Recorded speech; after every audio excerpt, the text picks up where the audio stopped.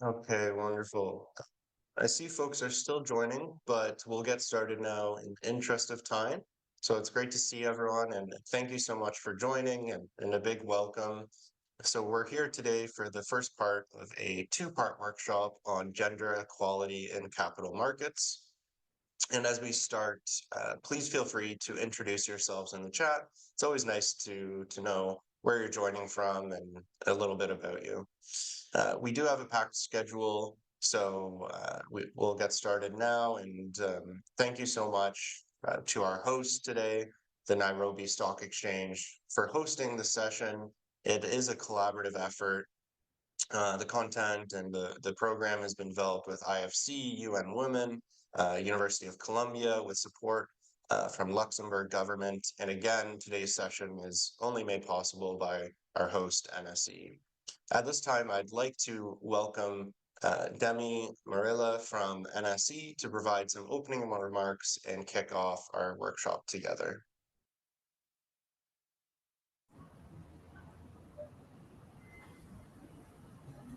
Good morning. Thank you, Landon, for that introduction.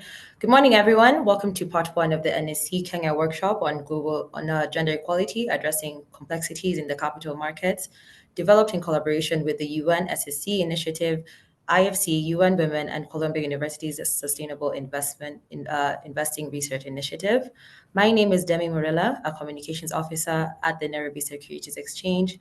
And on behalf of the NSC, it is a pleasure to have you join us as we work together to drive gender equality across the private sector with a special focus on listed companies. Gender equality is more than a social imperative, it's a cornerstone for a thriving and inclusive economy. As an active member of the United Nations Sustainable Stock Exchanges Initiative, the NSC collaborates globally with exchanges, investors, and regulators to promote SDG 5, which is achieving gender equality and empowering all girls and women. A central part of our efforts in the annual Ring the Bell for Gender Equality event marks International Women's Day. This event reaffirms the importance of gender parity in fostering sustainable growth. We're actively also engaged in a new initiative called Empower Her, where we place a special focus on empowering women through financial literacy and capacity building to support them in their business and entrepreneurial journeys. Together, through these efforts, we are working to create a landscape that values and elevates equality, empowering women and ensuring that our economy benefits from the spectrum of talent. I hope at the end of this workshop, each of us leaves inspired and ready to collaborate, building more inclusive spaces for women. Thank you very much. Fantastic. Thank you so much, Demi, for those opening remarks. Now, apologies. So today's training is looking at the interface of gender equality and capital and global markets. So as many of you may already feel, gender equality and finance can be both a sensitive as well as a complex topic. So rather than pretending that the complexity doesn't exist, what we aim to do is better understand it and identify means of moving forward and advancing the topic. So today's session looks particularly at understanding these complexities. And in our second session, we'll get more into the action-oriented mechanisms for advancing gender equality and addressing these complexities. So there's a few housekeeping items to get through before we kick off. One is, as you probably have realized already, it is a two-part session, the next part being on Wednesday. Of course, this is a live facilitation session with uh, with myself and some colleagues I'll introduce shortly. We have a live Q&A. Please feel free to use that Q&A function. We have chats. We also have activities. So there's mentees, there's polls, and participation is strongly encouraged to make it more interactive. As well, at the end, we'll talk more about certification, as this session is CDP certified. You'll just complete a feedback survey at the end of the second session. A few final housekeeping items. So everyone is on mute, but please use the chat function freely.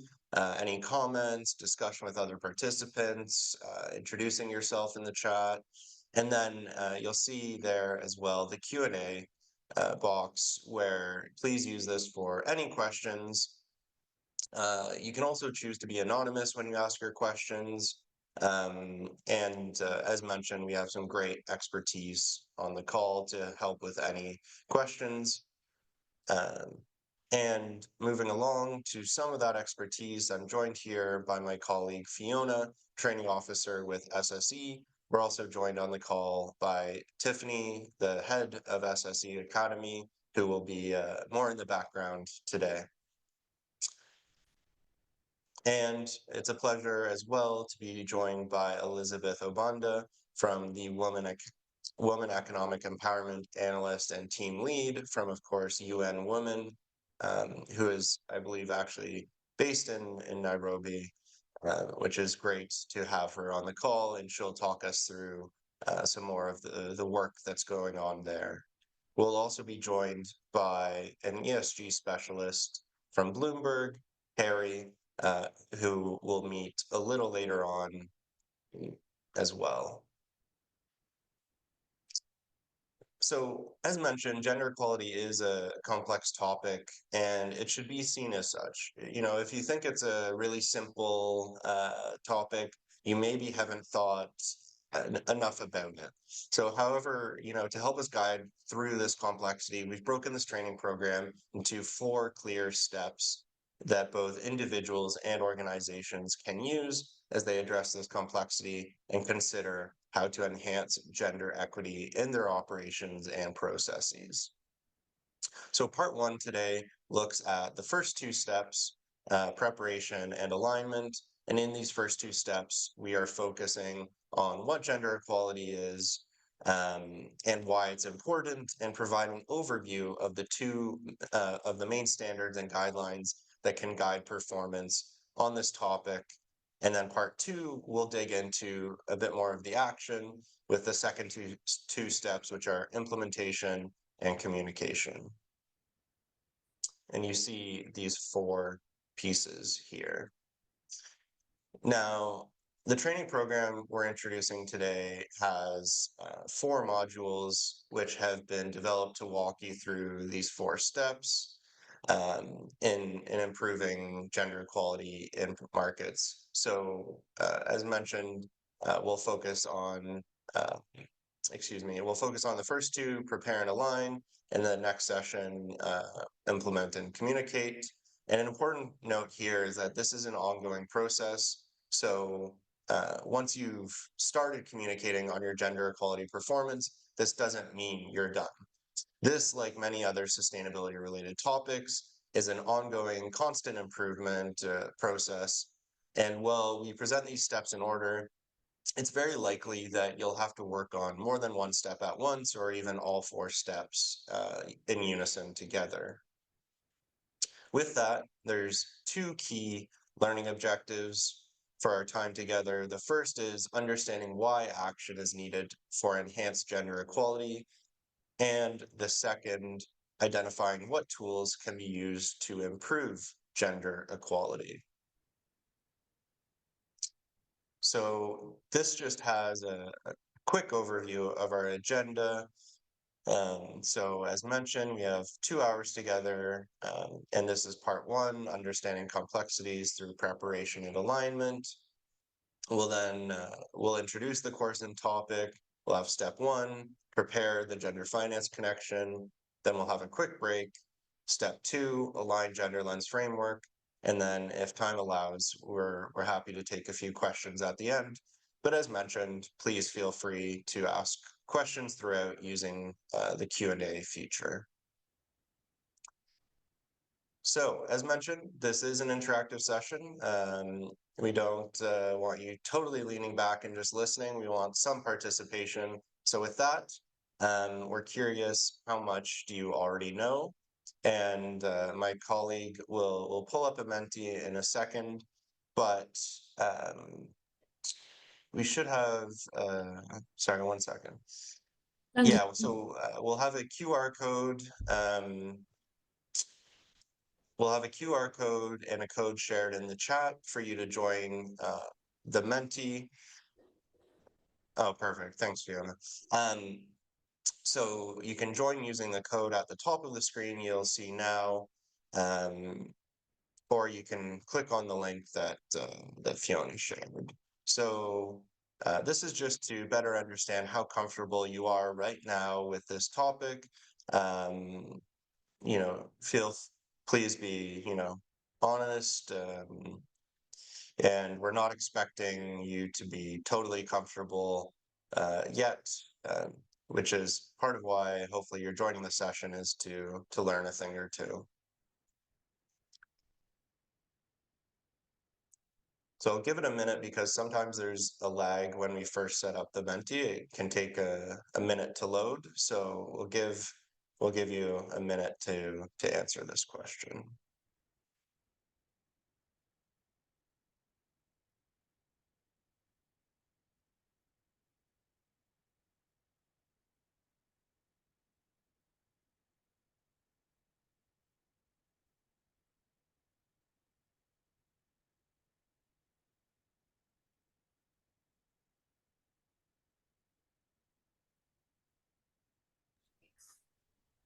Landon, just while we're waiting on that, I just wanted to say we were getting a bit of a black box appearing on your screen when you were sharing slides. I'm not sure if there's something open on your end, but just wanted to let you know that. Okay, thank you, Fiona. I'll see if I can fix that.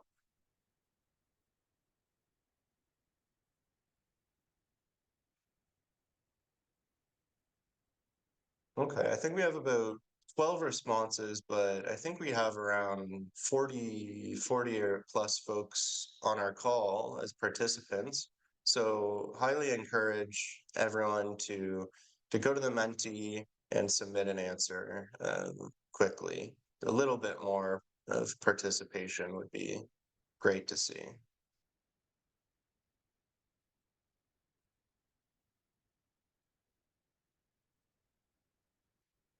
And as mentioned, we'll be coming back more to this Menti today and in the next session. So please try to open it if you can. Okay, so I see, 5.7 with confidence and knowledge, gender equality, and global markets, or 5.9 now. So I think it's very normal for the first two questions to be kind of in the middle of the scale, because I think there's a lot to learn to be more confident and get a bit more comfortable with discussing the topic. I really loved that um, it's super positive that third question being, an 8.1 over 8. That seems like this group is really likely to take action to improve gender equality in your organization. That's really positive to see. So thanks everyone for your answers. And again, if you struggle to get on the Menti, please send a note and we'll do our best to troubleshoot. But yeah, as mentioned, please do participate. Okay.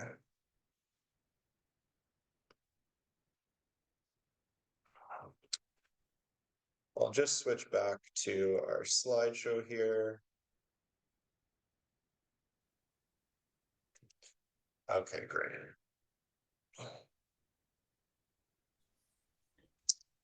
Yeah, Landon, Yeah, sorry about the getting black boxes, boxes. folks. I'll try to fix that in a moment.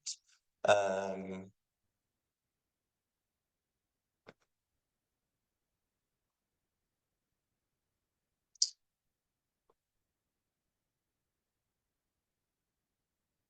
okay, so moving on, let's have a quick look at how gender connects to finance. So as mentioned, we have three main sections in each unit, going into the topic a bit more with each of the units. We'll start by looking at what the case for action is, then we'll narrow in a little bit more and look at market trends. And for this unit, we'll look specifically at how markets are doing in terms of gender equality progress. And in the final section, we'll really hone in on terminology that will help us communicate about gender equality.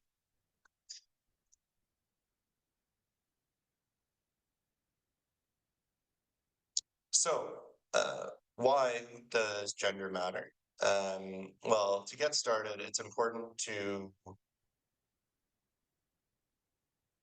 apologies, some tech issues today, but to get started, it's important to highlight that equality between genders is indeed a human right. So it's widely documented that women and girls experience adverse impacts of business activities differently and often disproportionately. They also face additional barriers in seeking access to effective remedies.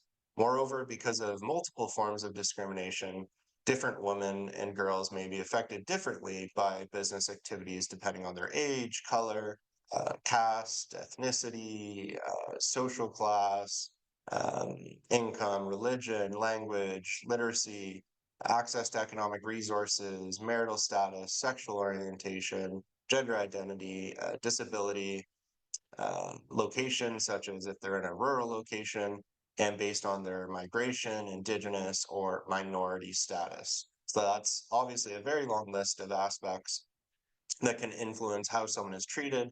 And what's that's all to say is this is a complex and interconnected topic. So now the document you see on your screen is the UN Guiding Principles on Business and Human Rights, or the UNGPs, which are the global authoritative standards to prevent, mitigate, and remediate business-related adverse human rights impacts. On this on this slide, we flagged a few of these principles to help us understand the obligations that businesses have.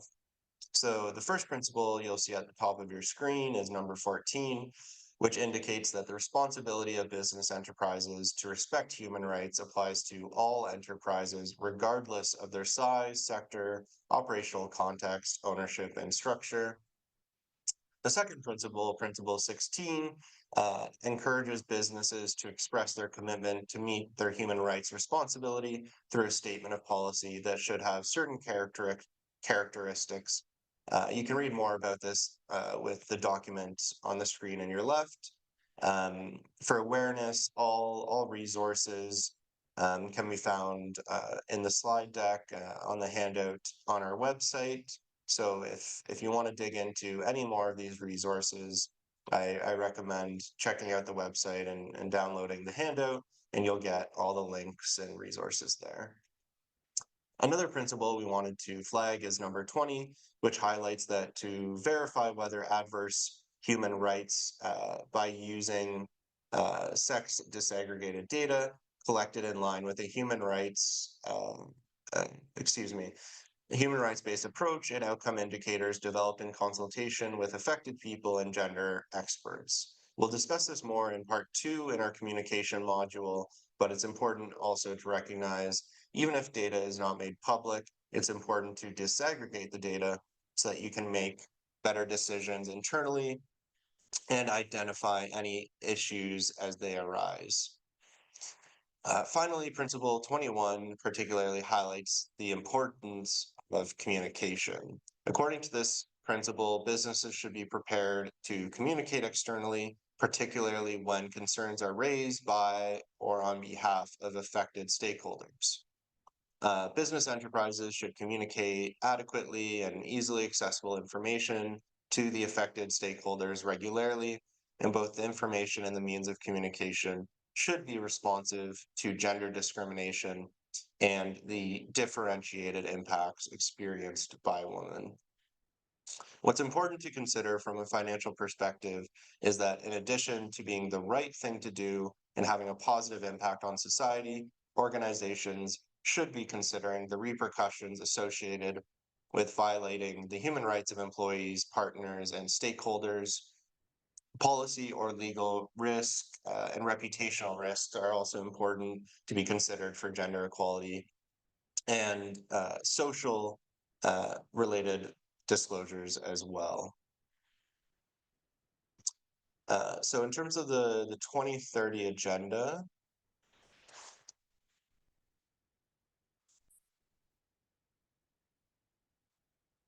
Uh, Oh, thank you, Fiona. So it's also important to note that sustainable development depends on equality of genders. So you might recognize the image here as the UN Sustainable Development Goals, or SDGs, and gender equality is on its own, number 5 there. So it's one of the 17 SDGs agreed to by UN member state, but it also contributes to all the other SDGs. If you're not familiar, the SDGs represent an ambitious attempt to end poverty, protect the planet, and improve the lives and well-beings of all humanity. So SDG 5, as mentioned, focuses specifically on gender equality and the empowerment of women and girls, but aspects of gender equality appear in the targets and associated indicators of 10 out of the 17 SDGs. And if you'd like to see how gender equality links to the different SDGs, you can look at Annex 3 of the SSE guidance on gender equality for exchanges, again, found on our website. So what exactly does improving gender equality do for society?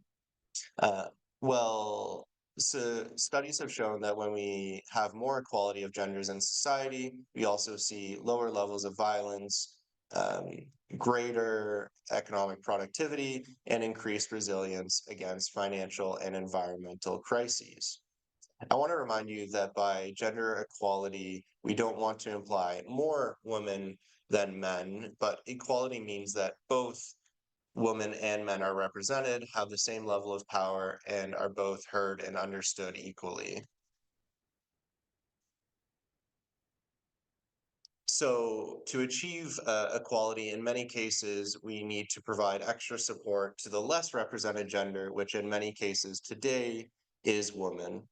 So to give you an example of the extent of impact that gender equality currently has on society, a study by the World Bank estimates the loss in human capital wealth due to gender equality is over 160 trillion. Another study concluded that the equal participation of men and women entrepreneurs could boost global GDP by approximately 3 to 6%. To read more about this, again, I recommend clicking on the links in the slide in your handout, and you can get a little more information there. Now, promoting gender equality of both genders has been found to have positive social, environmental, economic, and business benefits. But if we narrow a bit deeper into the benefits that companies can find from enhancing quality in their organizations, we can see that a number of things. So companies with higher levels of diversity, both gender and ethnic, at the executive level are found to show higher performance than their less diverse counterparts on both profitability and long-term value creation measures. Different genders have different attitudes towards risk. So if our decision makers, such as board and leadership team, are gender diverse across our organization and programs, this can lead to a more balanced decision-making process. As well, different genders experience the world differently and therefore have different views and ideas. Companies with workplace policies that support and promote gender equality are better able to attract and retain talent. An interesting stat here is also gender lens investing mandated investments globally increased from just 100 million to 2.4 billion between 2014 and 2018, which to me shows a real demand for this product. And companies with more diverse boards and senior management teams demonstrate better ESG, or environmental, social, and governance performance, including having more ethical business practices, enhanced workplace and workforce policies, and stronger community relations. Now, let's look at just one of the many studies on this topic to see a bit more detail about the benefits that diverse companies are seeing. So this data you see on your screen comes from a study by FP Analytics, the Independent Research and Advisory Division of Foreign Policy.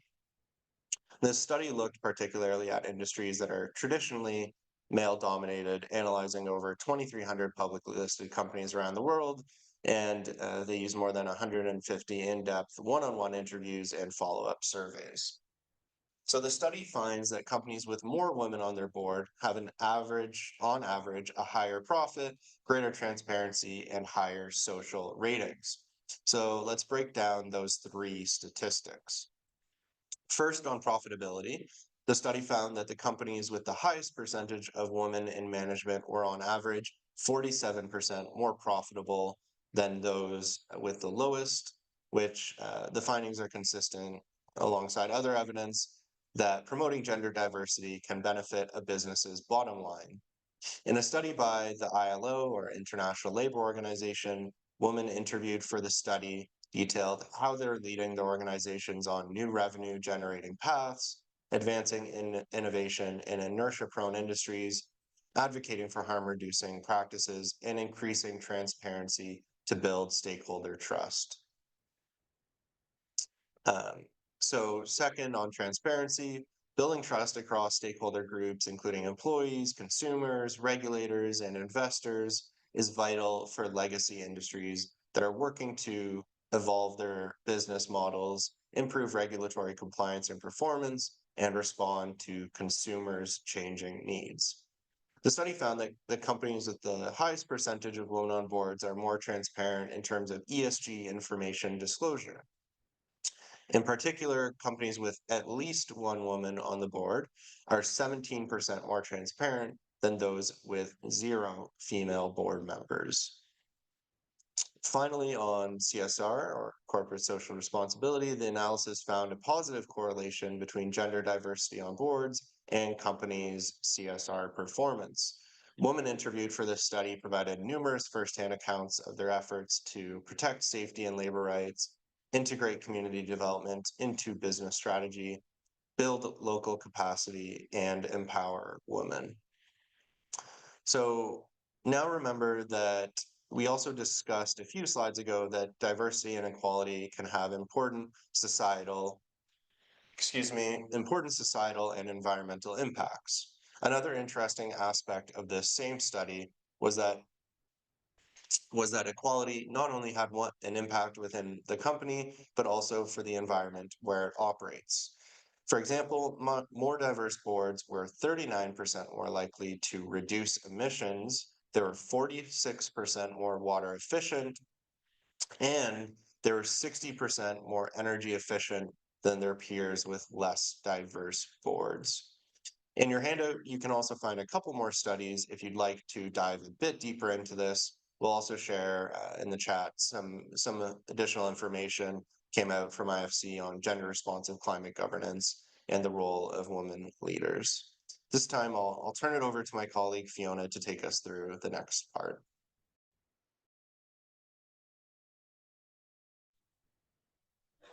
Thanks very much, Landon. Great. So now we have looked at the case for gender equality. So let's narrow it in a little bit more and have a look at the state of the market. So in this next section, we're going to be honing in on some key terms used when discussing gender equality. So thinking about that point, we're going to head back to Menti now to test your knowledge on the kind of current state of gender equality and see how much further we've really got to go. So if you can navigate back to Menti, if you don't have it open already, the link should be in the chat for you, or you can follow menti.com as we've got on the screen there. And then I will share with you the Menti screen now so you can see the results coming in.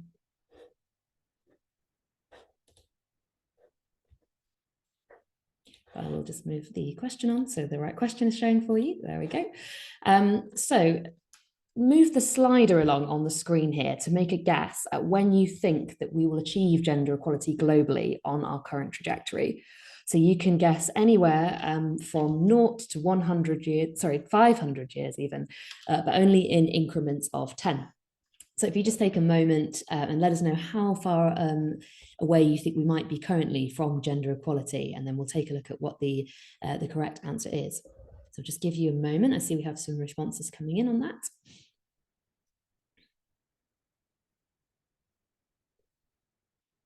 Okay. Got quite a range of distributions at the moment.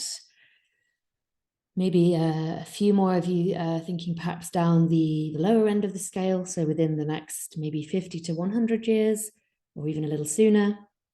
And then we have a few people who've gone big and who are thinking maybe it could be 300 years away or more. So that's interesting, getting a bit of a split, but on the whole, sort of in the next century, I think is probably what most.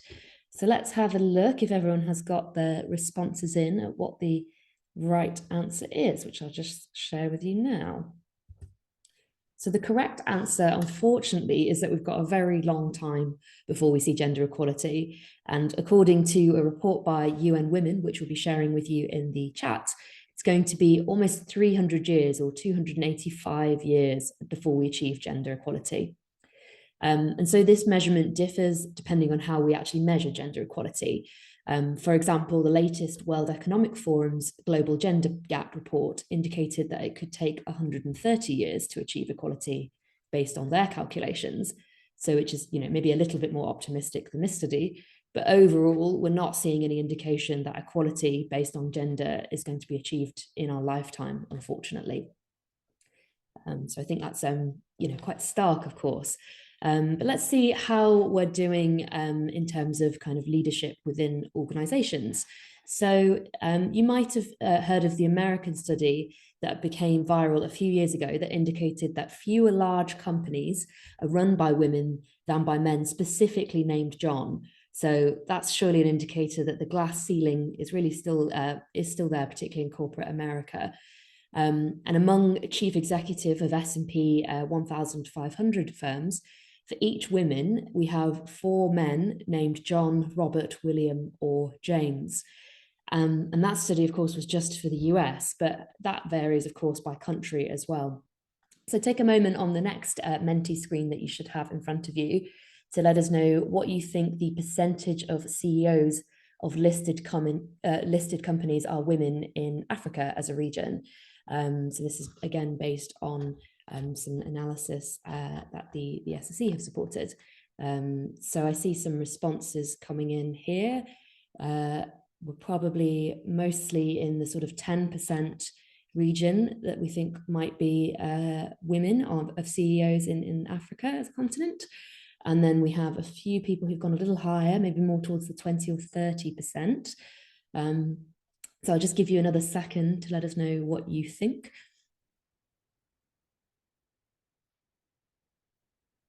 Okay. So let's see what the right answer is on this one. So it's actually only 9% of women that are CEOs in Kenya. So, that's quite low, of course. And I think most of you probably had guessed correctly that might be the case. So at least we know where we are, but obviously that leaves us quite a long way still to come in terms of making progress on gender equality. And then we've got one final Menti for you, which is the same question, but relating to board seats. And so seeing how many board seats are held by women in Kenya. So again, have a little think and let us know. So bearing in mind, we said 9% of CEOs for women. What do you think that would look like for boards? Okay, great. So we have a few more responses coming in. Maybe a few people have gone a little higher towards the 20% mark, some low as well. I think sort of around the 15 to 20 mark is perhaps where most people are guessing at the moment. Let's see if anyone else thinks differently.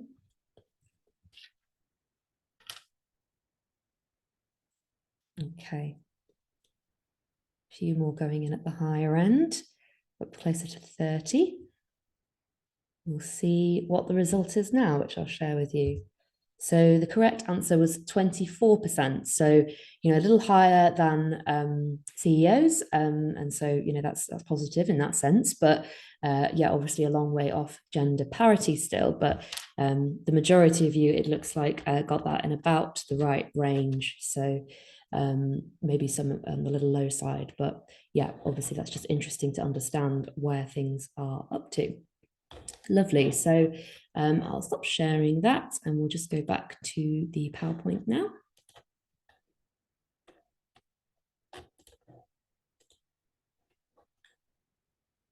Okay. So yeah, I think in terms of how that compares to other regions, it's worth noting that actually within Europe, which is kind of the highest performing region in terms of gender equality, we see on average 36% of board seats held by women. So although obviously that's a little higher, it's still a long way off parity. And the lowest performing region in this regard is actually Western Asia, where we have as few as 7% of women on board. So, there's quite a range, but in all regions of the world, I think it's fair to say there's room for improvement. So, that's something to kind of understand about the context of where we're at if we want to improve. So for those who've not seen these publications before, the SSE has collaborated with the IFC and with UN Women and other partners to provide markets with this overview and benchmark current progress on gender in leadership. So we'll have a look in particular at some of the data here and see how that compares to what we talked about just now. So if we start with the kind of gender equality in corporate leadership market monitor, so this is last year's report, which covers the G20 and regional groupings. And on your screen now, you can kind of see the first section, which covers the G20 in particular. And we'll also share the link to this publication in the chat so that you can read it in your own time. But all of these reports are on our publications page as well. And this data can really serve as a benchmark for exchanges and other relevant institutions in their efforts to promote women's full and effective participation in corporate leadership positions and opportunities.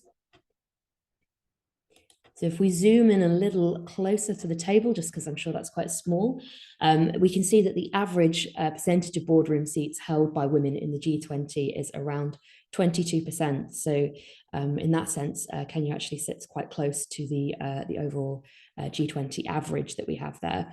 And we have seen that overall there has been a positive trend in improvement here.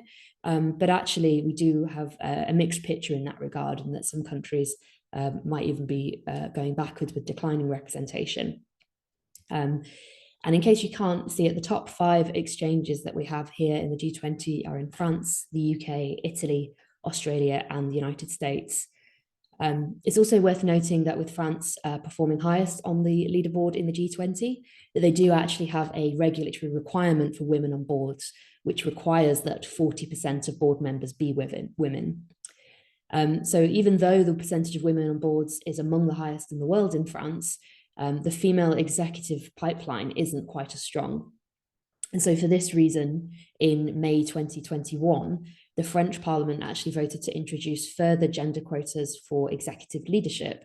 So they said that 30% as a minimum need to be either gender by 2027, increasing to 40% by 2030. So interesting to see that, the way that France has particularly seen progress has been through quite close regulation on this topic. And so whilst we see that many countries are improving slightly each year, we can also see that quite a few are sliding backwards, and that's still that they have a long way to go. So for example, if we dive into a few particular areas, there's only 3 markets overall in the G20 that have no all-male boards among their top 100 issuing companies. And there's 11 markets in the G20 where more than 20% of the top 100 issuers have male-only boards. So yeah, quite a lot of room for improvement still. So looking beyond the G20, let's also have a little bit of a look at the regional data. And when we take a regional approach to the data on gender equality, we find that only 2 regions have an average of over 30%, which is Europe and the US, USCAN's region with Australia, US, Canada, and New Zealand. And so, yeah, it's significant really because it's been highly researched that actually at least 30% representation is required for fair power distribution and for less represented groups to be heard. So as we said, Europe's leading, but that's been particularly propped up or bolstered by how strong the performance is in France relative to other countries. So if you did take France out of the mix, it wouldn't be as strong a picture for Europe either. And then if we look at the Africa region, as I've mentioned, we have 22% board seats held by women. But within the region, we do still have quite a lot of variance. So, for example, in South Africa, the Johannesburg Stock Exchange is up at 32% of women in board seats. But in Egypt, with the Egyptian Stock Exchange, unfortunately, that's as low as 12%. So still quite a lot of variation.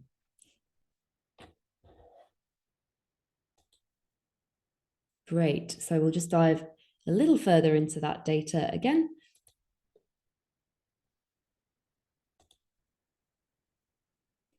And as I mentioned, we had a little bit of a kind of focus on Johannesburg already and coming out strongly. But actually in the analysis, we have the Nairobi Exchange coming in second here with 24% women holding seats.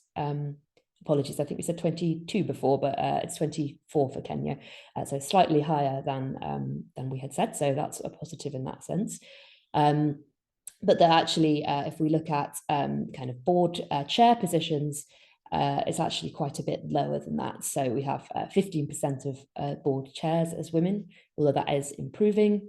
And CEOs, as we said, is 9. So kind of a little bit of a mixed picture as well when we look across the other exchanges that have been considered in the region. But yes, plenty of room to improve as we move towards further gender equality. I think we'll all agree. So that's just given us a bit of a flavour at really where we're up to, at a national, regional, and indeed a global level as well. And here you can just see a few further exchanges within the region as well that you can kind of compare against. So I'll leave you to dig into that data a little bit. You can look in the slide handout. And also in our gender equality database, which will be linked in the slide materials too.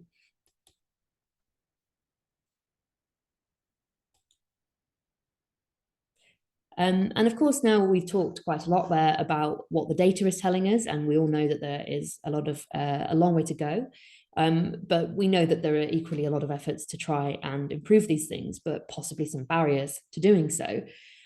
So let's discuss what you think might prevent a company in your region or beyond from advancing on these metrics. So if you'd like to share in the chat, please feel free to do so. And maybe you can let us know what you think some of the barriers may be that are preventing progress, so that we can think a little bit more about why we might have those barriers and what we might be able to do about it. So I'll just give you a moment to share with us in the chat.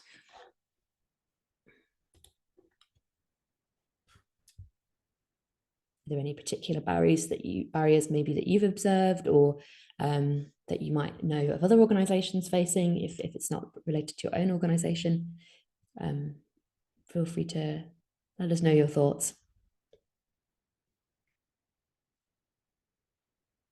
Just give you a little moment to think about that. I know we're all being quite quiet at the moment, but it really is interesting, I think, to hear the perspectives from other organizations. We're all kind of in a different situation here, but equally facing different challenges, similar challenges. So I know others will be interested to hear what you think some of those barriers might be. Thank you for sharing, Caroline. So Caroline says a lack of buying in from the men that women can actually lead and thrive in the seats. Interesting. And then Kinyan Jui has said corruption, for sure. Yes, of course, that's challenging. Eileen says traditional beliefs that only men should be leaders. Interesting. And Nancy has said a lack of support. Annette mentions culture, sort of cultural norms. Thank you all. That's great to get a sense. Some of those issues will be universal, but equally some are kind of, as you've highlighted, specific to the context as well. So it's really important to sort of understand both of those perspectives. And Joanna said highly patriarchal society, an industry for the financial services, so that's particular to that sector, gender biases, culture, and lack of structures supporting women. Absolutely. Great. Thank you, everyone, for sharing those points. So I think they're all very relevant to highlight, and I think some of those we'll be coming back to. But we'll highlight now a few kind of key barriers that have come up quite consistently when we look at this picture across the globe. So if we think about the structural obstacles that women face in the workforce, that could include unequal regulatory environments, a lack of flexibility in the workplace that might lead to conflicts for them between work and family. There are some specific barriers that narrow women's leadership paths and can cause a drop in representation at the top. And so this is really where we dive into the complexities of this topic. So I definitely recommend looking into this further in your own time. But in the meantime, we'll go through a few of the key areas that we would want to highlight. I think some of those we've mentioned already, and some additional ones to pull out. So firstly, we have the limited availability of sex disaggregated data and inconsistent reporting practices. So obviously, if we don't have that data, it can be really difficult to actually measure progress or understand the extent of the existing gender gap. And so this can then create challenges in identifying what interventions are needed to close that gap. So data, obviously, as a starting point can be quite a challenge. We also have a lack of training and professional development opportunities.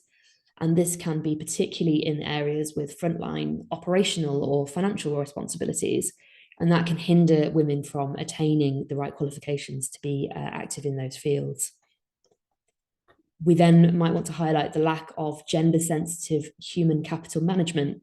So this can include hiring practices, retention and promotion processes, such things as having non-diverse hiring committees or limiting the use of gender-blind applications. And that can really lead to biases in decision-making about whether people should be hired, and not necessarily starting with their qualifications as we would hope that we would. And so ultimately, by failing to recruit widely for applicants and not embedding a gender lens into job postings, it can reduce the number of qualified women that are applying for roles in the first place as well. We also see some biases, as we've mentioned and some of you shared, and stereotypes that suggest that maybe women don't actually have the characteristics needed to lead, such as logical thinking and decisiveness. And this can create a double bind for women, where they're expected to be both nice or, to be expected to be either nice or competent, but can't be both. And these biases can be more subtle than the norms that deliberately exclude women, but equally as a result can be more challenging to overcome because they're not as explicitly called out.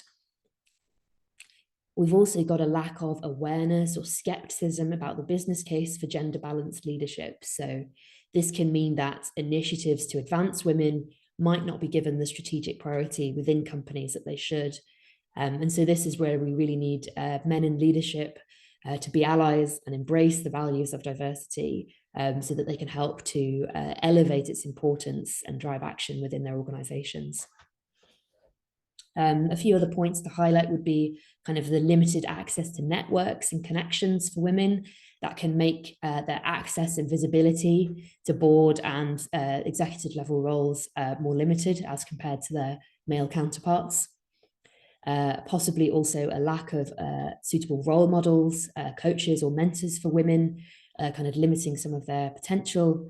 And so actually, if women have the right individuals supporting them in that capacity, it can really help them to boost their self-confidence and champion their career development. And then, on a more practical level, we have a few other considerations, of course, at different levels. So in kind of more traditionally male-dominated industries, such as water or energy utilities, the working environment can actually be quite difficult for women to pursue long-term career paths. So, for example, there might not be changing or locker facilities for women. There might not be specific accommodations for women that would act to kind of make them feel more comfortable and supported in that work environment. And then finally, of course, on a more practical level, again, we have safety concerns. So in operational locations, we may see gender-based violence, which of course would be a serious deterrent to any women advancing their career if that was a genuine concern. So those issues that are also experienced in kind of domestic cases of sexual violence can also impact women's well-being, of course, in the workplace, by reducing their productivity, increasing their absenteeism, and leading to turnover. So, you know, a general culture of gender-based violence can really deter women from pursuing career development opportunities that would build them towards senior leadership roles. So I think it's really important to note here that achieving a truly gender diverse leadership team, and by doing so optimizing the real value in diversity, is more than just numbers and gaining parity and representation. It's really about ensuring that men and women have an equal voice and agency once they are in leadership roles, so that they can contribute to determining their organization's path. So to increase the number of women leaders and prepare them to take on those leadership roles, companies have to truly invest in women. And this means attending to the culture, thinking about their business model and adapting that to be more ESG oriented in a way that really integrates these values. So if you'd like to dive a little bit deeper into this topic, I really recommend looking at this recent publication from the IFC on gender responsive climate governance. So this report looks at why we aren't seeing the levels of representation that we'd like to see. And again, you know, what are those barriers that are getting in the way? So some examples of what the report finds are a lack of knowledge or training on the topic, a low level of climate and gender lens literacy, and a low understanding of the impacts on business. So we'll also share with you a link to this report, and you can access it from the slide materials, but I definitely recommend having a little bit look at that detail as well. Great, so I think that sets us up well on understanding the sort of landscape of why we need change and how far we have to go and what's maybe getting in the way of that. But I'll hand over to Landon now for our next segment. Fantastic, thank you. So before we go to a short break, let's dive a bit deeper into the complexity of the topic and focus in on some key terms used when discussing gender equality. So with that, we'll go to a Menti. What does gender mean to you? So we're looking at what you think of when you think of gender equality. There's not a right or wrong answer here. And if you can only think of one or two words, that's just okay. That's totally fine.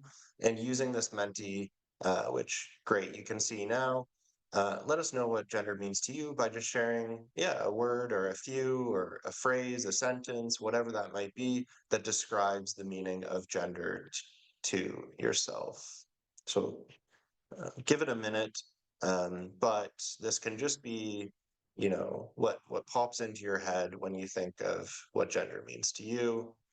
Don't necessarily have to overthink this too much as well.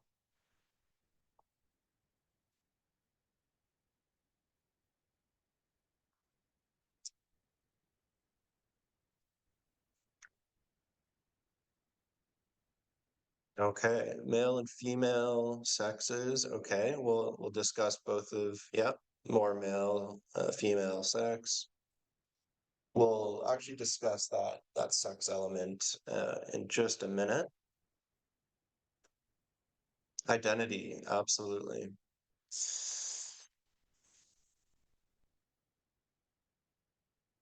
Distinct group of people. Okay, how you might see people. Okay.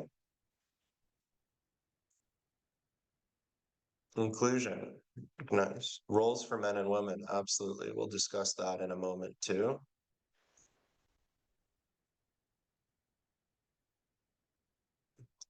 Give you a few more seconds to input an answer here. Identification, okay, yep.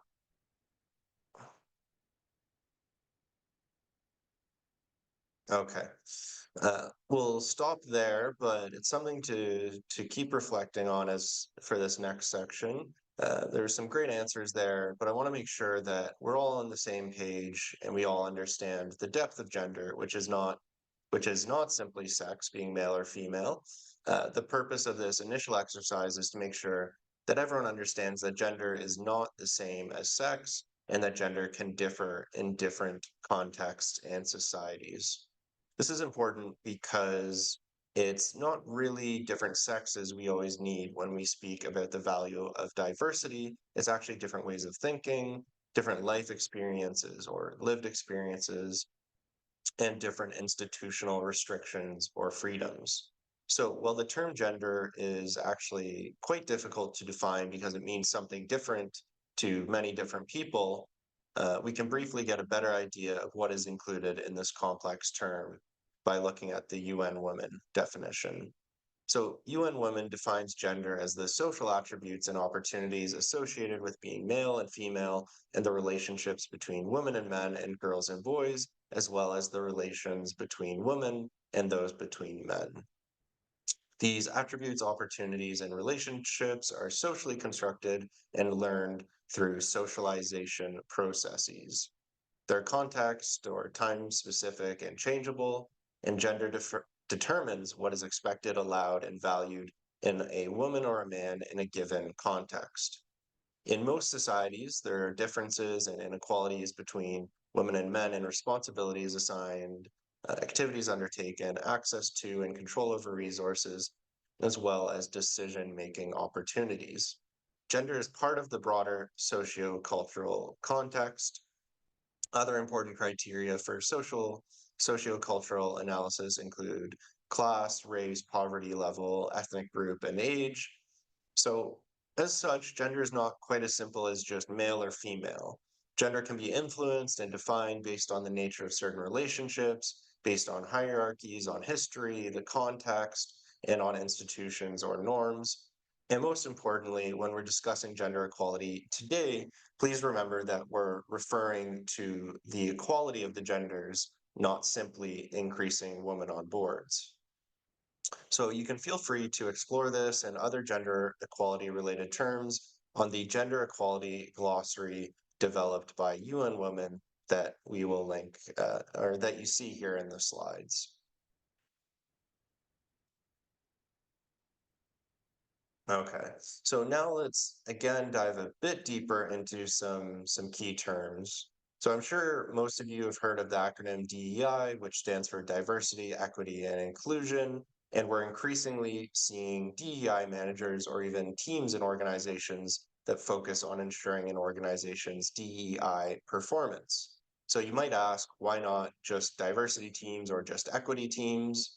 Well, let's dig a bit deeper into how these concepts connect and interact with one another, and the importance of having all three of these terms as kind of the full equation. Let's start with equity on your bottom left.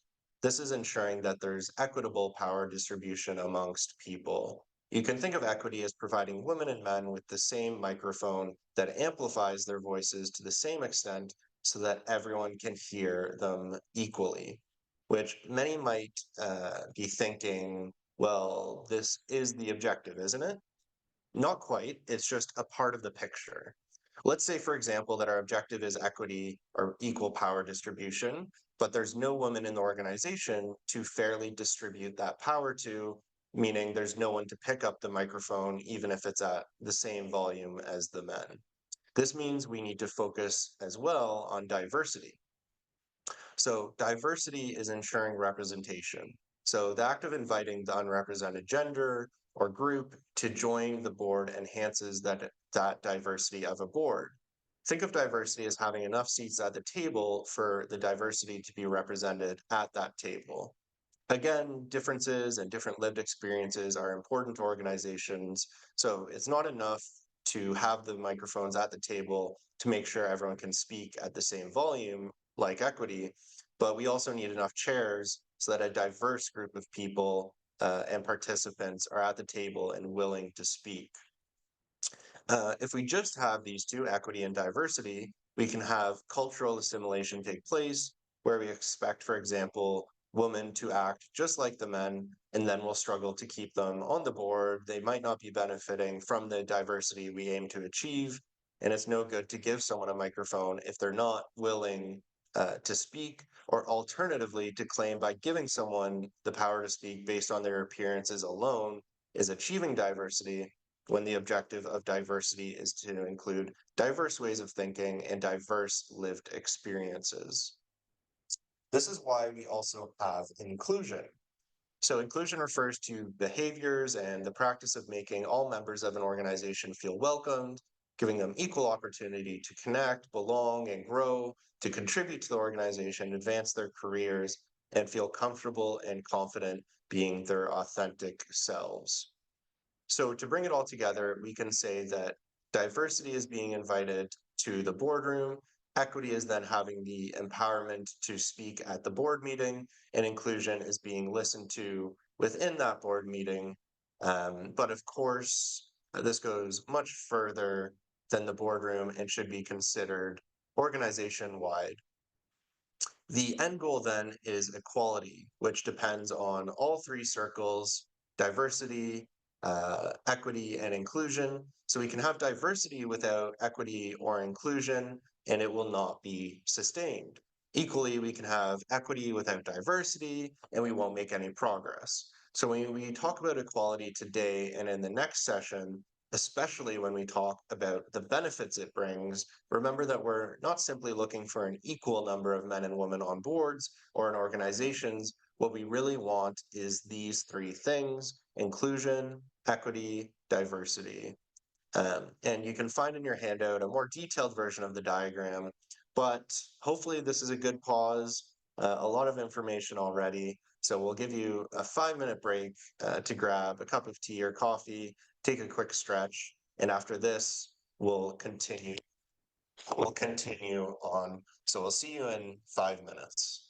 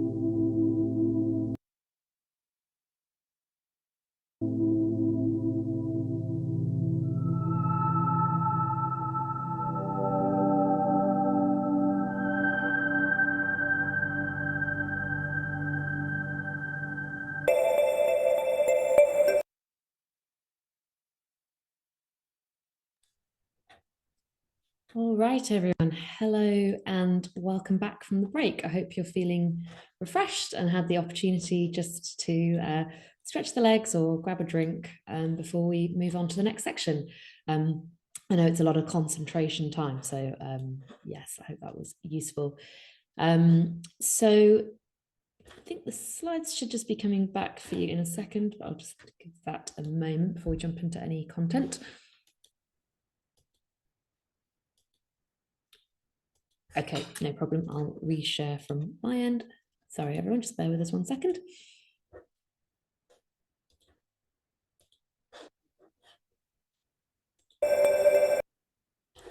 Great. So we're now going to kind of move on after we've got some of those initial concepts clear to dive into a little bit more content and start with how we can enhance an organization's performance on gender equality. So the objective of our next unit on Align is to ensure that your practices align with the global best practices and standards, and as well as looking at any local or peer practices that could guide your efforts as well. So firstly, we'll start by looking at the global principles that companies can use to enhance their practices on this topic. And the global standards we're going to be discussing today are the UN Women's Empowerment Principles, or WEPs. So before we go into those principles, we have a little Zoom poll that we'll be getting up in a second, just to look at what your organization is already doing on this and understanding if you are already a signature to the Women's Empowerment Principles. So yes, that question should be appearing for you now. So yeah, no worries if this isn't the case, but obviously it's always interesting to know if we do have any organizations who are already using these principles and have signed up to them. So I'll just give you a second to vote. I see people's responses coming through. And of course, no problem if this isn't something you know at the moment. Could be a question to go back to your colleagues with as a starting point from today's session.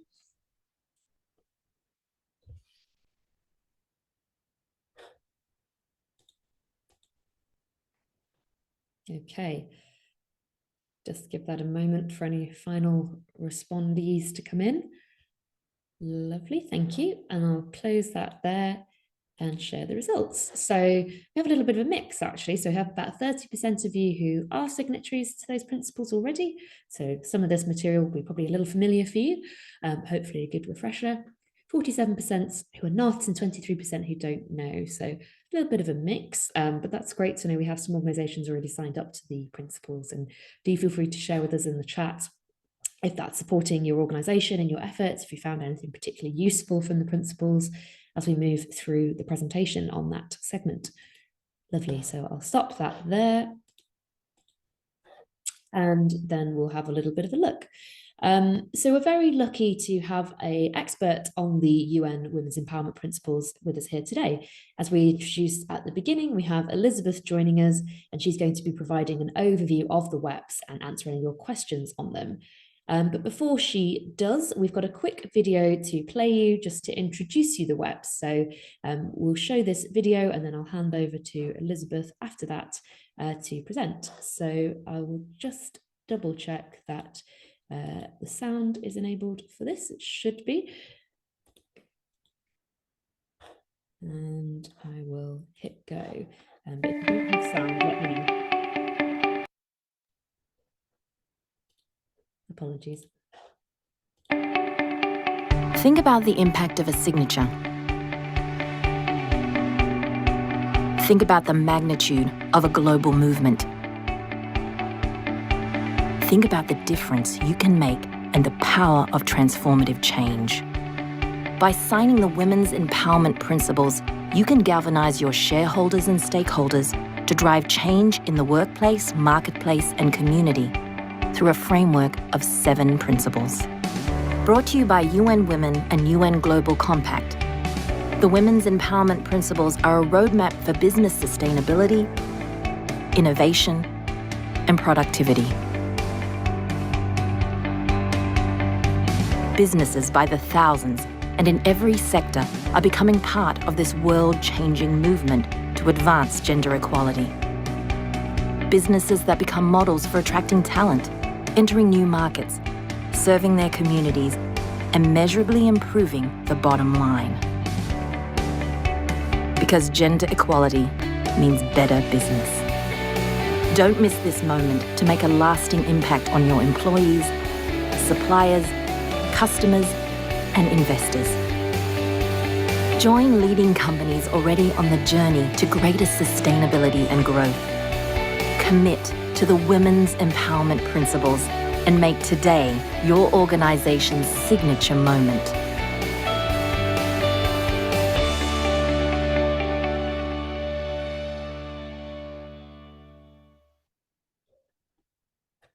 All right, hopefully that was, excuse me, helpful to give you a little bit of a flavour, but I'll now hand over to Elizabeth, who'll be giving you a bit more information. So thanks for joining, Elizabeth, and over to you.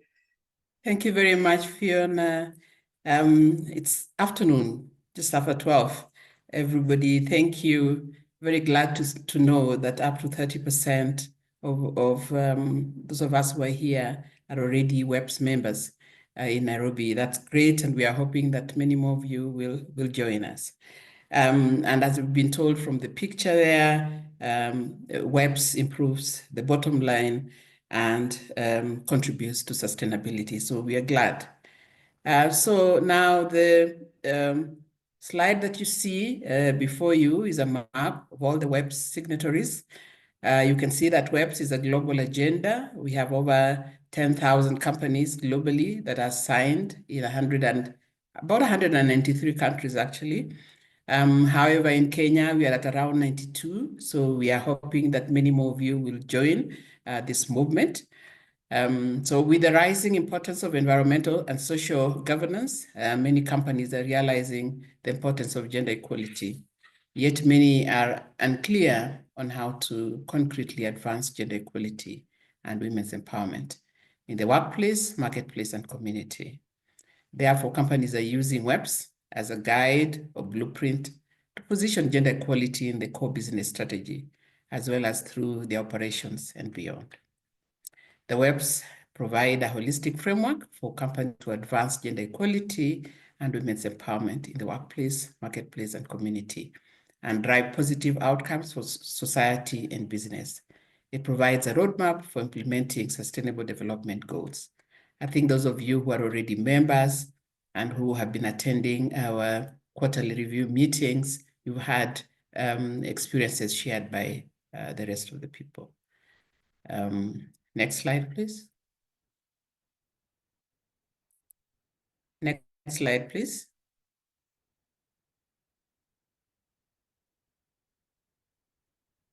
Thank you very much. So as you can see, that particular slide is on the 7 principles. I think you've moved. Please give us the slide on the 7 principles. Give us this, yes, that one. Sorry, Elizabeth, I think there's a slight delay. Sorry. Okay, so that particular slide is on the 7 principles. And I will go over them quickly. And most companies are signing up onto all the 7 principles as they join WEPS, as they sign up. And again, those of you who have been members of WEPS, you know that literally every year during our Ring the Bell, we actually sign up new companies. So on principle 1, builds a foundation for the WEPS work. It requires that chief executive officers are committed and have buy-in to make gender equality a core corporate strategy and place it on the day-to-day agenda. Really very important. It's not solely about adding more women into the leadership position, because most times when you speak to people, they say, oh, but 30% of or 50% of our board are already women, but that's not enough. But it's about making sure that there is buy-in from the executive leadership to take gender equality seriously. The principles 2, 3, and 4 are focusing more on the workplace. The principle 2 it's about treating all men and women fairly at work without discrimination. Of course, that is what gender equality is really about, ensuring that everybody, male and female alike, are given a fair opportunity and are not discriminated against. Principle 3 is about ensuring employee health and well-being and safety. Principle 4 is about providing education and training for career advancement. So it's very important that at place of work, that all the staff have been provided with fair chances to train, because the acquisition of skill and training and knowledge is very important for career development or advancement. And of course, it's very important to think outside the box in terms of the way that you support staff to be able to acquire training or to be safe, or to feel treated equally at their place of work. I have an example from a bank in Spain that was able to successfully address the challenges faced under Principle 2. This particular bank, mostly, where men were prone to moving up the ladder in the company, while many women were stalled. And the corporate culture and perhaps in the larger society was that men stayed longer at their place of work, while women had to go back home to take care of domestic duties. And the bank felt that this resulted in women with fewer opportunities for career progression. And so the bank decided to make an interesting policy to close the office at 7 sharp, so that men and women alike then go back home and work the same hours. And this resulted in leveling the playing field for women and men. Because as the women rushed home, the men stayed behind and improved themselves and rose up the ladder. So Principle 5 then is focusing more on the marketplace. Here we encourage companies to leverage their power to influence broader value chain. Companies can work on fostering diverse supply chain and gender responsive marketing. At UN Women, we are very particular about this element of inclusion of women. And we work with companies to pursue gender responsive procurement as part of pursuing sustainable supply chain.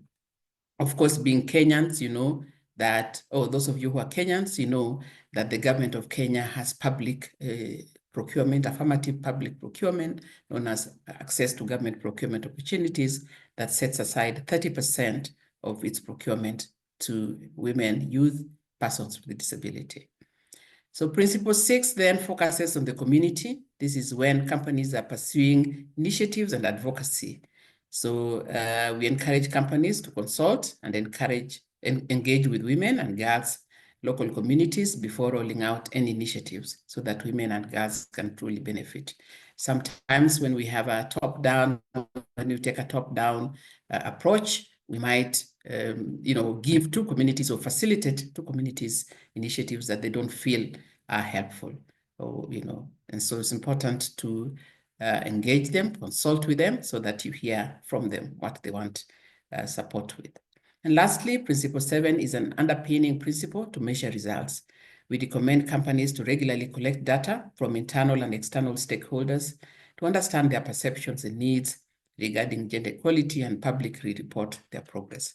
That is one of the other things that we do all the time when we meet. During our quarterly meetings, we encourage different companies to share with us their progress, to measure where they are at, what they committed to, and share their progress. So next slide, please. Next slide, please. Thank you very much. So the next slide, so it's becoming a web signatory is about going on a journey to work towards gender equality together. It's not a one-off. It's something that you do consistently over time. And companies need to work on engaging internal and external stakeholders and make ongoing and meaningful progress after signing up.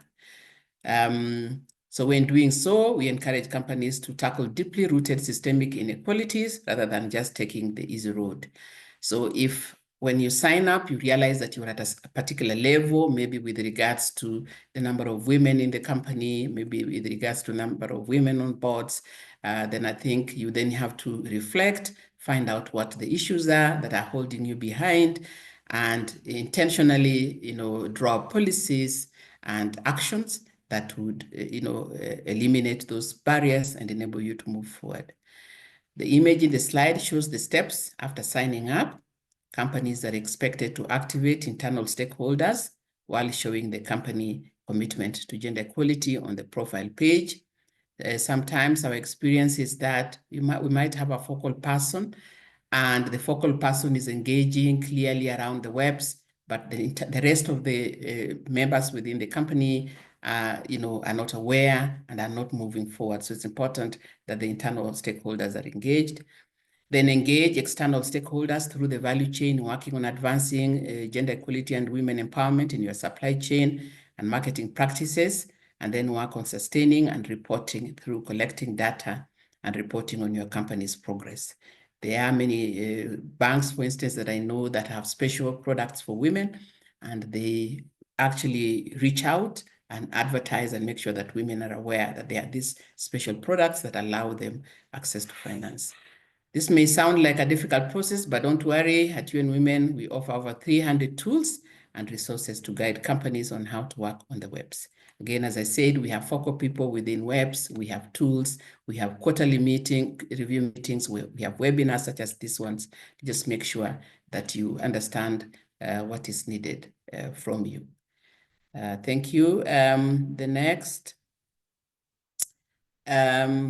So really, it's about how to become a web signatory. It is there is a website there, www.webs.org website. So your company needs to be legally registered. We accept companies from all sectors, sizes, and ownership types. Stock exchanges are eligible. There are over 35 stock exchanges so far that are committed to the webs. So continue with the application process. You can simply go to the webs.org website to fill out the online form to apply to become a webs signatory. So once you do that, and again, if you have any challenges, reach out to us in Nairobi, Elizabeth Banda. I have also my colleagues that work with me, so we can support you if you have any difficulties. Thank you very much. I think that is it from me for now. And over to Fiona. Thank you, Elizabeth. That's super helpful, just to give everyone a proper flavour of the WEPs and an understanding of how they can get involved. So we really appreciate that. Brilliant. So that moves me on to the next segment, and there's just a brief further points to mention in follow-up to this. So for those of you, we hear obviously several of you are already signatories to the WEPs, which is fantastic.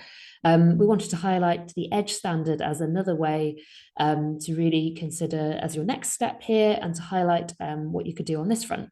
So the EDGE standard is kind of taking your commitment here to the next step by having your gender equality practices certified.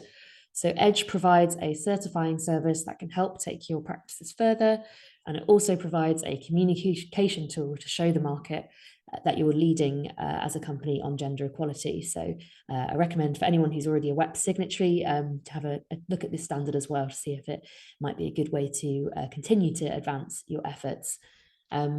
Brilliant. So with that, I'll now hand over to Landon for our next segment. Great. Thank you, Fiona. So we've had a look at a couple of global initiatives. So let's have a look now at what should be considered based on your location. And one of the key factors that should be considered based on your where the company is listed, as well as where your main operations are, is regulation. So let's discuss what we're seeing now from a regulatory perspective. So you previously saw some women on board stats, and hold on, folks, 1 second. Yeah, sorry, Fiona, it's not working when I click next slide, but I'll try again in a moment. So on this slide, we can see a number of markets where there's some kind of gender quota or requirement set for listed companies from a past report we at the SSE produced. And on the right, you can see the current status of gender diversity on the boards of companies in these markets, as well as the percentage of female board chairs and CEOs. One question you might be wondering, and that we often get asked, is whether or not quotas or mandatory requirements work, and if this should be implemented in a country. This is a hotly debated topic, and if you'd like to dig a bit deeper into this topic, you can review the extra slides we've included in your handout today, which provide some insight from a recent study featured by the UN PRI about gender-based quota policies. As we've seen in the data we discussed today, sometimes this can work, sometimes this doesn't work. You might ask, why is that? Well, it's not entirely, the reason, but a part of this is because it really depends on how the company implements these quotas, what actions are taken by the company, and how such a rule or regulation might be interpreted. So let's come down to the company level to see what we mean by how a company implements it and do a little exercise together.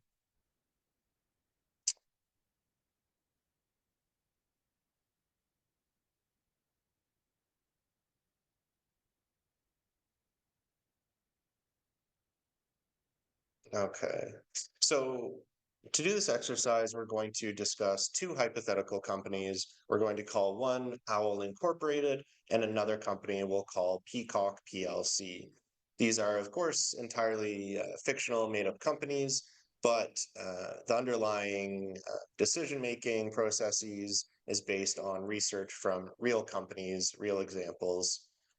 So both of these companies have 10% women in executive leadership and on their boards. They both have parity or about a 50-50 split between the genders at lower level or operational positions. So it's quite clear that women aren't getting into the highest level positions at these firms. They also have another thing in common. They both just had a change in leadership and have had a new CEO join. And let's say that both CEOs are expecting new regulation to come in. So they're starting to prepare for a mandatory rule related to gender equality. As well, the new CEO at both companies are passionate about gender equality, and they want to achieve equality at the top of their companies, not just at the operational level positions. And they want to be included in a gender equality index, which will give them exposure to investors that value gender parity. Each company, however, took a different approach towards their goals of gender equality, and therefore we'll see have had different results. So we'll discuss the two approaches and what they do. And first, we're going to look at Peacock PLC. So they have a new CEO, a woman CEO, and they set a bold target of 40% women in leadership positions in 2 years. To do this, they make an announcement, and as a woman CEO herself, she also shares her experiences moving up the ranks, climbing the corporate ladder. So she hopes that this example will encourage other women to follow her to the top as well. The company also sets a hiring freeze of any men until the target is reached, unless approved by her, the CEO, for extenuating circumstances. So some employees are feeling excited and energized and empowered, but then there's some women at the firm that are scared that there might be more pressure to move up or out. And then it leaves some men at the firm with some job security concerns or wondering if they'll be able to move up at all at the firm given these hiring freezes and changes. So overall, the sentiment in Peacock is a bit of excitement mixed with some fear. Now, let's look at their competitor, Owl Incorporated, and what they do. So it's also a new female CEO, and she's also committed to gender equality in leadership positions. Now, instead of the 40% target and a hiring freeze, this CEO decides to join 30% Club. If you're not familiar with this, the 30% Club calls on its members to commit at least 30% female representation on their boards and executive leadership teams, because this is the critical mass at which minority voices become heard, which we mentioned earlier, and they want to surpass the 30%.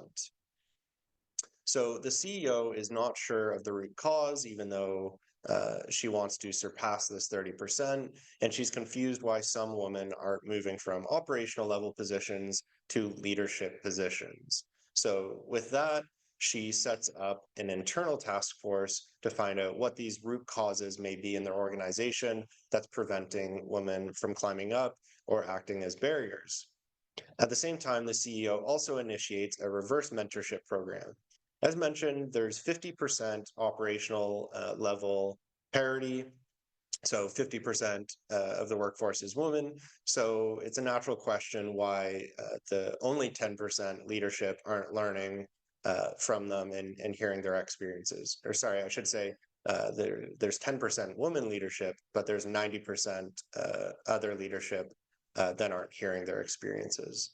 So this could allow that leadership to benefit from a more diverse perspective from the operational level, and also help interested staff in progressing their careers.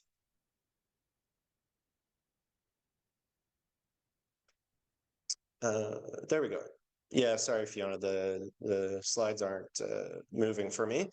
So we're going to go now to a Menti and give you a minute to rank the activities as what you see as the most effective versus the least effective. So what strategies do you think will work best for these companies from what we discussed? Well, we pull up the Menti. Just a reminder, some of the strategies we saw in these two companies were setting a target of 40% women, sharing personal examples of role models.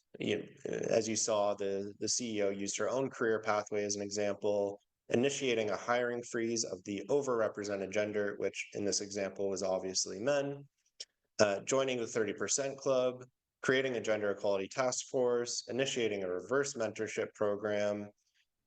So if you rank them from first being most effective to 6 being least effective, what are your thoughts? What do we think will be the most effective of these initiatives?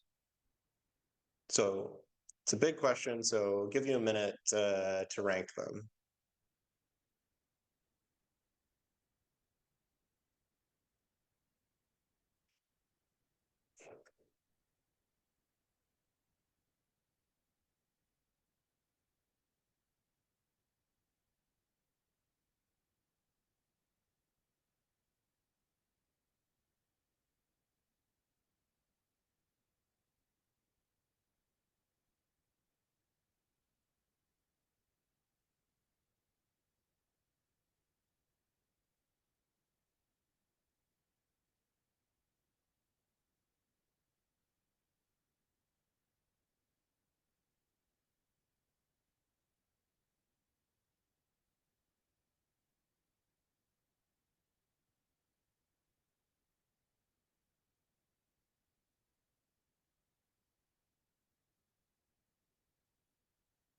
Okay, we've had about 5 or 6 folks answer. Some more answers coming in.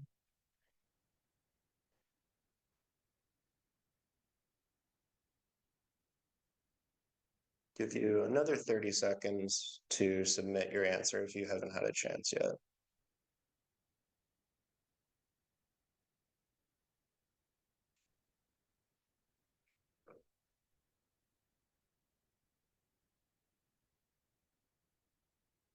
Okay, a few more seconds. Any final answers? Any final thoughts?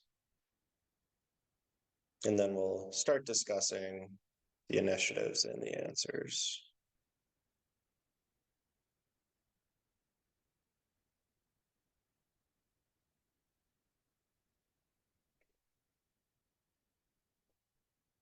Okay, great. So let's see, creating a gender equality task force was the first ranked choice. It's close to the second, but I think that's a really good starting point. As mentioned, creating that gender equality task force can help you understand the root causes of issues. Now, second place, we have setting a target of 40% women in leadership. And then I see much lower down is in 5th, joining the 30% club.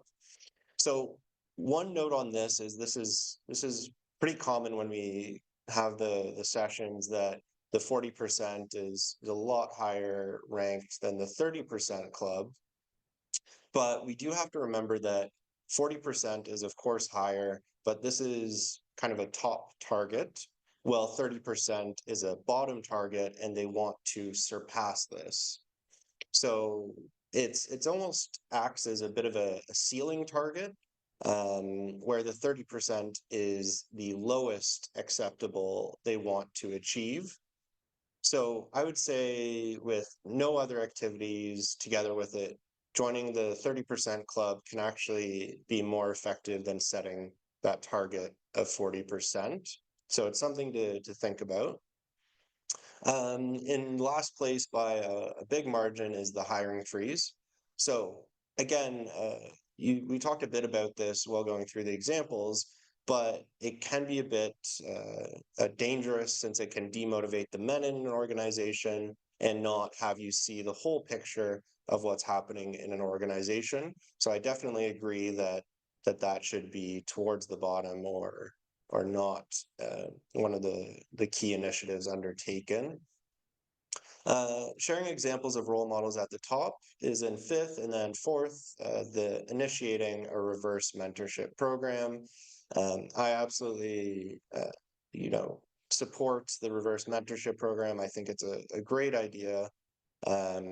So that's definitely something to seriously consider in these examples as a really good idea, because it allows some of the folks at the more junior level or non-executive positions to have their voices heard by executive leadership, and executive leadership to learn lessons and hear about the experiences of some of the operational level folks, and can also help uncover some of the barriers or root causes or issues that are going on and preventing women from moving up.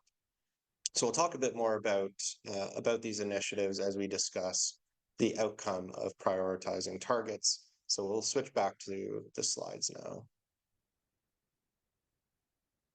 Great. So here we're going to discuss, as I said, the outcome of prioritizing targets, first looking at Peacock PLC. So there are probably some impacts that we can expect from taking an approach like them, where they prioritized the targets. So they saw some immediate progress after setting that quota, but Peacock PLC didn't identify the underlying issues that were the root cause. So if you're not identifying the root cause of the issues of why women aren't being promoted or not choosing to climb the ladder or move up, you're going to struggle in the longer term versus just implementing a quota. This can also, as mentioned, demotivate men in the organization, as they may feel like they have less security and opportunity to grow, and then they don't understand all the issues present because they didn't examine those root causes or issues. So even if they implement this 40% target and a hiring freeze, the root causes or barriers can still persist and exist, such as work culture, the benefits available, pay gaps, unconscious biases, and more. They also experienced an issue of filling positions taking longer, sometimes not being the right candidate, and then external hiring to fill positions since their efforts weren't working. So results is probably a culture change in that organization, higher turnover, therefore less innovation and risks taken as well. So we can say the CEO obviously had great intentions, but not being aware of the root cause of gender inequality at their organization, they couldn't effectively address the issue. So we'll quickly go through the OWL Incorporated. So the new CEO had similar ambitions and went about it differently. They had to invest more up front, but they'll probably see more return on investment. So they saw more internal promotions, more mothers remaining in the workplace, more HR resources redirected to training support, increased innovation, and less turnover.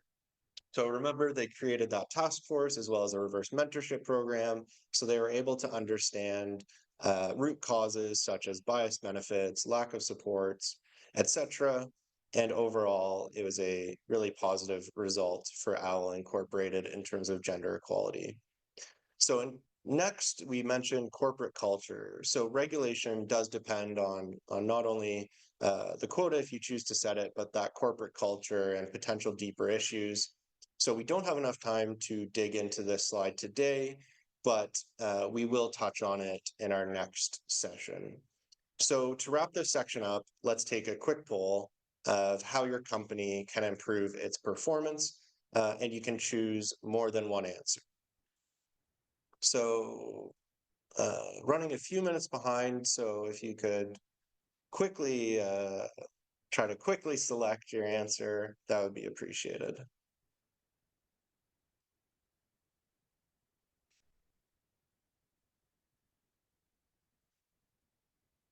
Okay, great. So we'll end it there a bit quicker than normal, but great answers. So answers 1, 3, and 5 are all great, and it's important to have all three having policies that promote gender diversity, gender disaggregated data, and targets are all positive. But you need to ensure you have those and that you're looking at the root causes, or you'll constantly struggle to reach equality. And without this, there won't be equity and there won't be sustainable equality. So after looking at global and local levels of the companies and looking at some peer group practices to stay ahead, to kick us off here, I'm going to pass to Elizabeth to add some more color to this discussion.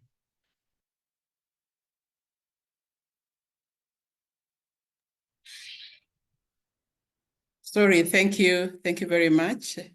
Just a few examples on how to implement the WEBs.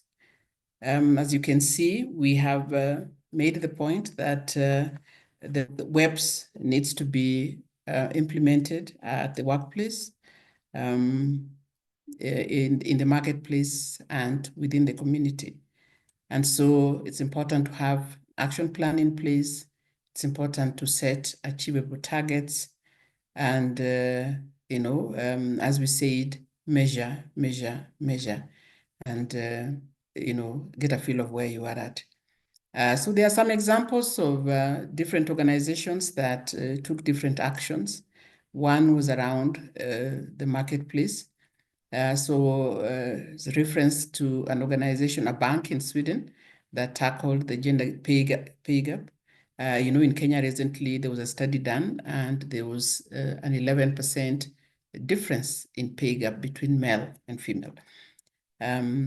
So they tackled the gender pay gap for their 16,000 employees in 4 countries, in Estonia, Lithuania, Sweden, Latvia. They put in place a job evaluation system and kept it updated regularly. And this was critical to understanding what makes roles comparable to others and how equal pay can be measured. They also followed up with close monitoring and reporting of the program and produced reports on a regular basis. We did say that reporting is really very important. It helps us understand whether we are moving forward or not and what we need to do. In South Africa, a management company implemented a 40-20-20 strategy, which aimed at boosting women representation in its workforce to 40% across all senior levels of the company by the year 2020. That was a while back. The company launched a women's leadership development program to increase the number of women recruited. And by having this clear goal and action plan, the company achieved 41% of women in senior level positions. Again, as we said, have an achievable target and develop an action plan, and you will indeed realize your goal. Others have gone on to work on marketplace issues. An example of a bank in Palestine that has been supporting women-owned businesses to improve financial inclusion for women in the country. You know that there are many barriers to financial inclusion of women. Some include collateral, which most women might not have. So they provided comprehensive financial awareness and banking literacy training to women-owned businesses. They ran a mini MBA program for women entrepreneurs to develop their business development skills and access financial products to support them in growing their businesses. So the issue of skills is also very important so that the women are able to run their businesses properly. In the US, a financial platform had a goal to boost the amount of lending to women entrepreneurs, especially from small businesses, providing them greater economic resilience and independence. They created a specific fund that looked into improving the flow of capital to women-owned businesses and lowered their cost of capital. They made a certain amount of their capital. They made certain that a certain amount of their capital had been contributed to women-owned businesses at around 40% annually. So it's again being intentional and setting aside capital for that particular target group. Then lastly, those who are companies who dealing with the marketplace or tackling barriers around the marketplace, put in place this business accelerator to support the web's journey. And you can see, and the last box for the business accelerators, they did the assessments, they actioned whatever they needed to do, and they grew their businesses and were able to have impact and to measure those impacts. So all in all, the web's tool is able to guide you. And again, as we said in Kenya here, those of you who are in Kenya, you can reach out to us to provide support. Thank you, and back to you, London.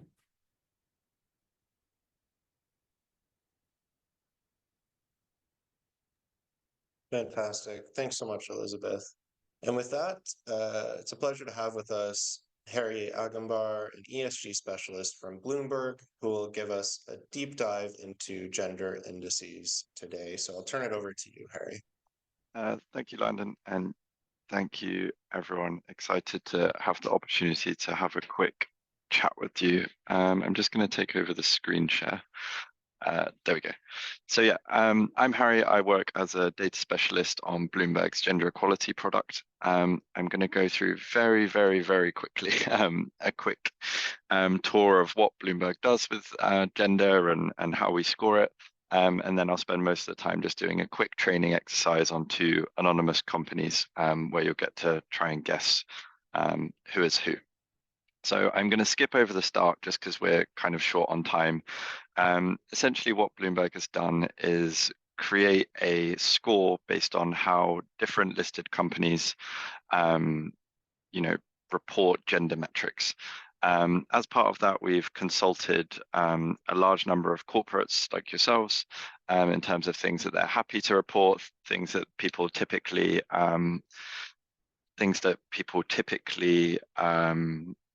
capture internally. And we've also consulted some of our buy-side stakeholders, Bloomberg's traditional clients, in terms of things that they're actually interested in consuming. So everything's very material. Everything's been kind of devised in that most people that we've spoken to are happy and actually interested in the metrics that we're looking at. It's a new score, which at present we score just over 3,000 companies. And because it's so new, there is a real opportunity for corporates who engage early in sort of taking note of these metrics and reporting them to really get ahead of the curve and score well. There is a decent amount of the score that is basically based on your disclosure. So it doesn't really matter, how we try and avoid, good or bad or anything like that, but how well you're performing in terms of other people. If you're disclosing everything, you'll be looking quite good, to be completely honest. So with that, that's a very quick history. I will move on to our case study. So just to start off with, we have two companies here. So we have Louis Vuitton, which is a high-profile luxury fashion brand, and we have Under Armour, which is a popular sportswear brand. So from now on, these companies will be anonymous. We'll be looking at company A and company B, and then at the end of this short exercise, I'll ask you to just take a guess who you think might be company A and might be company B.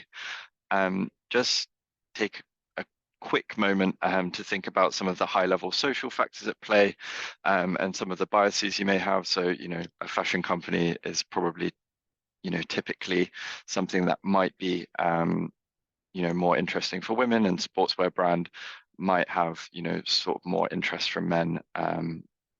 Is that kind of thing that we're looking at there. Now we'll take a look at Bloomberg data, sort of some of the metrics that we capture and score, and how data can actually shape the decisions that are made rather than those biases that we might come in with. I'm going to really quickly just go over this. The key message that I want to deliver with these slides is that Bloomberg treats gender separately to ESG, and specifically social and governance scores now. One question that I used to get working a lot in the ESG department is, where does gender fit within social score, within governance score? How does it fit into ESG? The answer is that it's in a bit of both, and that's why we have created this standalone gender equality score. Just take a really quick note of company A being slightly ahead on governance, but slightly behind on governance and slightly ahead on the social metrics. Just, be aware of it. And then here I just have some of the things that are part of social and governance that are also part of gender. So we've got supply chain management, essentially whether the companies use diverse suppliers. And then on the governance side, we have board gender diversity. So I'll give you just 15 seconds just to make a note of those scores. Basically, company A is ahead of gender diversity at the top, and is also ahead on the social supply chain management that we're looking at. But overall, company B is slightly ahead on the governance side in general. Now to the GE data itself. So we have here some data based on the survey that we used to run. So this is just kind of like sample data. It's not the most current. It's just a good use of our data to do this quick exercise. What we have is at the top is essentially the representation of women throughout all different levels of the business. So we have percent women on the board, all the way down to percent women in middle management. So that representation, we have percent women of the total workforce, and then we have new hires and attrition. So when I say percent women, new hires and attrition, it essentially means of all the people that were hired or of all the people that left the company, what percent of those were women. So you can see that company A has more women on the board, but fewer executives. Other than that, in general, it has more women throughout all levels of the business. It doesn't disclose the amount of women promoted. So this percent women of total promotions is a field where we look at, of everyone that was promoted, what percent of those were women. Neither company discloses that, and neither company discloses attrition as well. Then in the second half, we have the benefits section. So you can see that despite company A having, a lot more women throughout the business, they are quite unwilling to disclose some of the benefits that they provide. So we look at parental leave is obviously a very important one. Parental leave retention rate is one that we add on to that, where that metric essentially is capturing of all the people that took parental leave, what percent of those came back and stayed in their job for a year. That metric is important to tell us something about the culture of taking parental leave. So if that number's really low, it might be frowned upon to take parental leave or something like that. And then we have care benefits. So I know that was very fast. I'll very, very quickly ask you to just vote on who you think is company A and company B. You can put it in the chat, or I don't know if we have time for the poll. Maybe not, looking at the time. You can just think it. So I will now reveal that company A was, oh, it's frozen. Company A was Louis Vuitton and company B was Under Armour. So again, the whole purpose of this exercise was just to really quickly challenge some of those initial perceptions that you might have had to do with Louis Vuitton and Under Armour. But I actually wanted to use that to show you the data points that investors are looking at to make decisions and the sort of metrics that people want you to report. If you're ready to take action with attracting gender-based investments, then those are the things that you'll need to be making public, and measuring internally is obviously the first step of that. And please reach out to me or a member of my team. I'll put some contact details in the chat below to learn more. So thank you.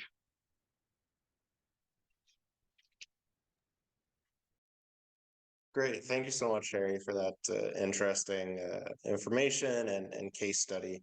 So as we get to the end of the session, there's a couple final mentees. If in the background while we wrap up, if you can name one activity that you plan to initiate in your organization that could help improve gender equality, you can input on the mentee that Fiona shared. And then the second mentee is seeing if you feel more confident on this topic than before the session. So, okay. In terms of certificates, this is a two-part session. We know it's a lot of time to dedicate, and we're very appreciative of those who asked questions, interacted. So we still have one more session together. So if you can join us Wednesday, you will get a certificate for your participation in this training workshop that's CDP certified. Now I want to say a huge thank you to our guest speakers and partners, Elizabeth from UN Women, Demi from NSE, and Harry, who obviously just joined us from Bloomberg. Before we close, a few more words of appreciation. First, a big thank you to all of our SSE supporters that you see on the screen now.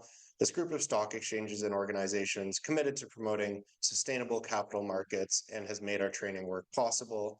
As a reminder, supporters receive early access to all our training programs. If you're not a supporter and wish to be, please send us an email.